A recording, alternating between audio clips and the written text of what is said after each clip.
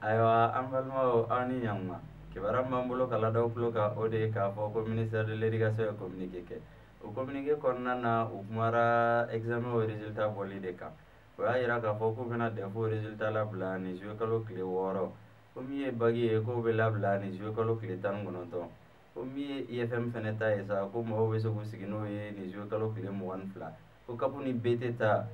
k'o bɛ labila nin juillet kalo tile 26 ayiwa o tɛmɛlen kɔ ka bɔ yen kibaruya wɛrɛ min b'an bolo ka da aw tulo kan o de ye k'a fɔ ko samedi tɛmɛlen su dangarikɛla bingannikɛla dɔ la yanni dangari ka k'a la a ye maa 3 de jogin ni finitigi 2 bɛ o la ani a tun bɛ fɛ ka bin maa min kan a ka nin kɛwale in tun bɛ k'a ɲini ka a binna maa masina min kan ko u ka wari de bɔsi a la a ma se min kɛ a y'o jogin ni muru ye ani finitigi 2 olu minnu y'a essayer k'a lajɔ a ka binganni kɛwale kɔnɔna na ayiwa an balimaw ni kibaruya ninnu de tun b'an bolo ka lada aw tulo kan aw ni ce aw ka kulomajɔ la